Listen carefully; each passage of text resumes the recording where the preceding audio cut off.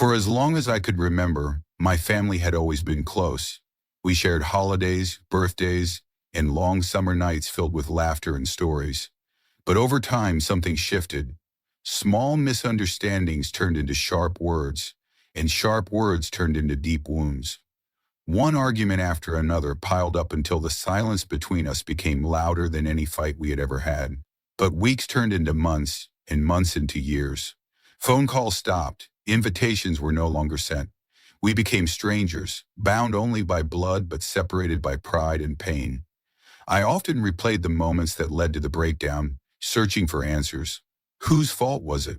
Could it have been avoided? These questions haunted me, but no one seemed ready to talk. We were all too stubborn, too hurt, too afraid. Holidays became the hardest. While friends and colleagues shared stories of joyful family gatherings, I found excuses to stay busy, pretending I didn't care. But deep down, I missed them, every single one of them. I missed the warmth of belonging, the comfort of knowing that no matter what, my family was there. Yet as time passed, it felt like the distance between us had grown too wide to cross. Reaching out seemed pointless, and honestly, I wasn't even sure where to begin. The silence between us had become a wall so tall and so thick that I wondered if it would ever come down. And so life moved on. But no matter how far I tried to push the pain away, it stayed with me like a shadow, quiet but always present. It was a rainy Tuesday evening when my phone buzzed with a new voicemail notification. I glanced at the screen, not recognizing the number, and almost ignored it. But something, curiosity perhaps, made me press play. The voice on the other end stopped me cold. It was my older brother Daniel. His voice sounded hesitant, almost shaky, as if he wasn't sure he should be calling. "Hey, it's me," he began, pausing awkwardly. "I know it's been a long time. I've been thinking a lot about everything. I guess I miss you. I hope you're okay." That was it. No long apology, no deep explanation, just a few raw, uncertain words. But to me, they felt like a thunderclap, breaking through years of silence. I sat there, staring at my phone, my heart pounding. 1,000 emotions rushed through me: shock, anger, sadness, and something else I hadn't felt in a long time: hope. Part of me wanted to delete the message and pretend I'd never heard it. After all, hadn't I spent years building up walls to protect myself from more disappointment? But another part of me couldn't stop replaying his words. "I miss you." As simple as they were, they stirred something deep inside me. For the rest of the night, I couldn't focus on anything else. The message kept echoing in my mind, tugging at the corners of my heart. I didn't know what to do next. Should I call back? Should I wait and see if he'd try again? My emotions were tangled, and my guard was still up. But one thing was certain: the silence had finally been broken. Little did I know, that short, hesitant message was the first small crack in the wall that had separated us for so long. The days that followed were filled with inner turmoil. I kept listening to Daniel's message, hoping that each replay would make my next step clearer. But it didn't. Instead, it stirred up a storm of emotions that I wasn't ready to face. I thought about all the times I had felt abandoned, all the words that had been spoken in anger, and all the times my trust had been broken. Part of me felt justified in keeping my distance. Why should I be the one to forgive first? Why should I risk being hurt again? Pride whispered in my ear, reminding me of every reason I had to stay silent. But another part of me, quieter yet persistent, whispered something different. It reminded me of the good times, the way Daniel used to look out for me when we were kids, the nights we stayed up talking about our dreams, and the bond that no argument could fully erase. That part of me longed for healing, for the weight of bitterness to finally lift. I confided in a close friend one afternoon, pouring out my frustrations and confusion. She listened patiently, then gently said, "Holding on to pain only prolongs it. Maybe this is your chance to break free, even if it feels risky." Her words hit me hard. I realized that deep down, I wasn't just wrestling with Daniel's mistakes. I was wrestling with my own pride. And pride, I knew, was a heavy burden to carry. Still, I wasn't ready to act. I kept the message saved on my phone, like a fragile thread of connection I wasn't ready to let go of, but also wasn't sure how to grasp. Days turned into, I half expected it to be Daniel again, but it never was. I knew the next move was mine, but fear and pride kept me frozen in place, caught between the comfort of silence and the unknown territory of reconciliation. It was a quiet Sunday afternoon when I finally made my decision. I had spent days trapped in my own thoughts, going back and forth, but something inside me shifted that day. Maybe it was the stillness of the house, or maybe it was the realization that waiting any longer wouldn't make it easier. My heart was pounding, but my mind was set. I picked up my phone, staring at Daniel's number for what felt like forever. My thumb hovered over the call button, shaking slightly. What if he did? Every scenario played out in my mind, awkward silences, angry words, or worse. But then I thought about how long we'd been apart and how much I wanted things to change. I knew I had to take the first real step. With a deep breath, I pressed the button. The phone rang once, twice, 3 times. My pulse quickened with each passing second. I almost hung up, but before I could, his voice came through, tentative and unsure. For a moment I couldn't speak. Hey, Daniel, it's me. There was a pause, and I could hear the breath catch on the other end. Oh, wow. I wasn't sure you'd call. His voice was softer than I remembered and full of emotion. I wasn't sure either, I admitted, my own voice trembling. But I got your message. And I've been thinking a lot. Another pause, this time heavier. Me too, he said quietly. I'm really sorry. For everything. His words cracked something open in me, and suddenly the flood of emotions I'd held back for so long came rushing forward. I'm sorry too, I whispered. I've missed you. There were no perfect words, no magical fixes, just 2 broken people, finally reaching out across the gap that had divided us for too long. We didn't solve everything in that moment, but as we kept talking, I felt something shift. The walls we'd built for years began to crumble, piece by fragile piece, and for the first time in a long while, hope didn't feel so far away. The days after that first phone call felt different later, somehow. For the first time in years, there was a thread of connection between us, and I was determined not to let it slip away. We agreed to talk again soon, and just a few days later, I found myself dialing his number without as much hesitation. This time, the conversation flowed more easily.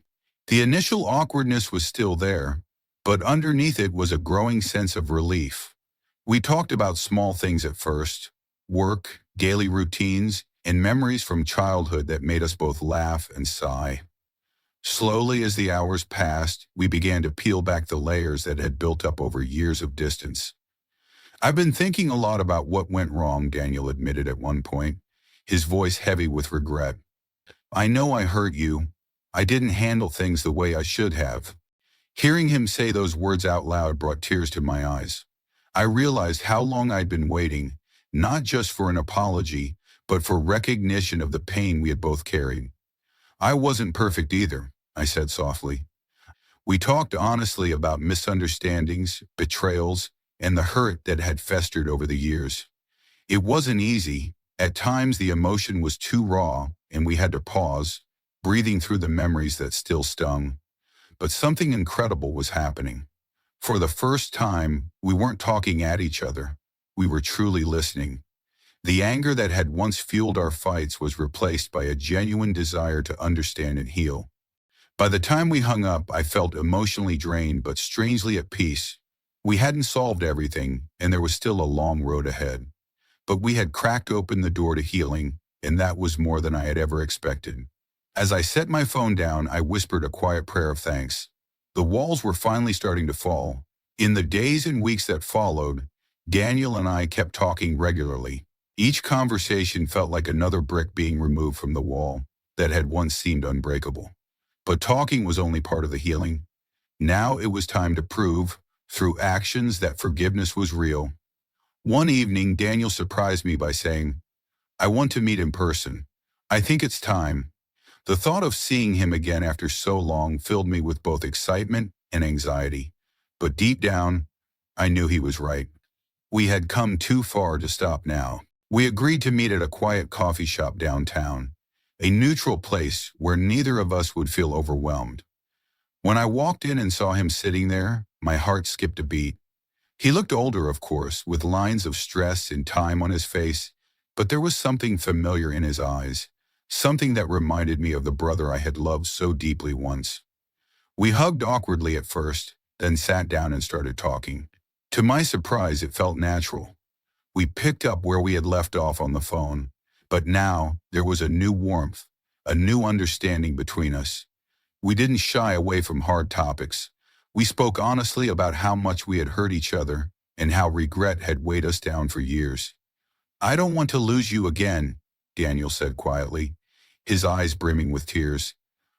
His words touched something deep inside me. I reached across the table and took his hand. "Me too," I said simply. "Let's start fresh." And from that moment, forgiveness wasn't just something we said, it became something we did. We promised to communicate more openly, to be patient when old wounds were surfaced, and to keep showing up for each other, no matter what. Leaving the coffee shop that day, I felt a sense of peace I hadn't known in years. Forgiveness, I realized, is more than just a word. It's a commitment, one that takes courage, humility, and a lot of grace. But for the first time, I truly believed we were on the right path. The healing had begun, and this time, it was real. True healing, I quickly learned, isn't a one-time event. It's a journey. After that first in-person meeting, Daniel and I made a real effort to rebuild what had been broken for so long.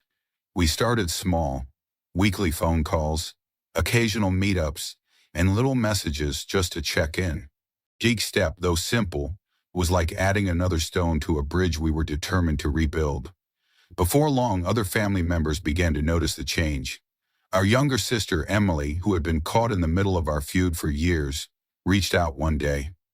"I heard you and Daniel have been talking again," she said cautiously. "I've missed us all being together." Her words hit me hard. I realized that our division hadn't just hurt me and Daniel. It had rippled through the entire family. Healing between the two of us was just the beginning. There were other bonds that needed mending too. So we took another brave step. Daniel and I decided to organize a small family dinner. Nothing fancy, just a chance for everyone to be in the same room again. When the day came, I was nervous. What if old tensions flared up? What if it was too soon? But as we all gathered around the table, something incredible happened. Conversation started flowing, laughter returned, and the heaviness that had hung over us for so long began to lift. There were still moments of awkwardness, of course, and not everything was perfect. But for the first time in years, we felt like a family again. Over the next few months, we continued to nurture those fragile connections. We celebrated birthdays, helped each other through challenges, and even made new memories, ones that weren't overshadowed by the past. The more time we spent together, the stronger our bond grew. I came to realize that rebuilding trust isn't about grand gestures. It's about showing up, again and again, even when it's hard. It's about choosing love over pride and healing over hurt. Looking around at my family now, I felt hope blooming where there had once been only bitterness. The bridge we had rebuilt wasn't flawless, but it was strong, and getting stronger every day. Months passed, and slowly but surely our family found its rhythm again. What once felt broken beyond repair now felt renewed. Fragile at times, yes, but also full of hope and promise. We no longer avoided difficult conversations. Instead, we faced them head-on, with honesty and grace. Each gathering, each phone call was a reminder of how far we had come. Then came a moment that truly sealed our new beginning, a family reunion. It wasn't planned as anything extravagant, just a backyard barbecue on a sunny Saturday afternoon. But to us, it meant Daniel was there, along with Emily and the rest of our family. Kids ran around laughing, old stories were retold, and the air was filled with the comforting sound of togetherness. As I stood watching everyone, a deep sense of peace settled over me. I caught Daniel's eye across the yard, and we shared a quiet smile. No words needed. That one simple phone call months ago had sparked something bigger than we could have imagined. It had not only healed the rift between us, but had rippled outward, bringing our entire family back to life. I realized then that healing doesn't mean forgetting the past. The scars remain, but they remind us of where we've been and how far we've come. Forgiveness, patience, and love had carried us through, and I knew they would continue to guide us in the future. As the sun began to set, casting a golden glow over the yard, I whispered a quiet prayer of thanks. That phone call had changed everything. It had given us a second chance, a new beginning, and this time we wouldn't take it for granted. The silence that once divided us was gone, replaced by laughter, love, and the promise of many more memories to come. If you enjoyed this story and want to hear the next part, or explore more powerful stories about family, healing, and personal journeys, don't forget to hit the like button and subscribe to our channel. Your support helps us create more meaningful content, and by subscribing, you'll never miss an update. Make sure to turn on the notification bell so you'll be the first to know when new videos are released. We have many more inspiring stories coming your way, so stay connected and join our growing community.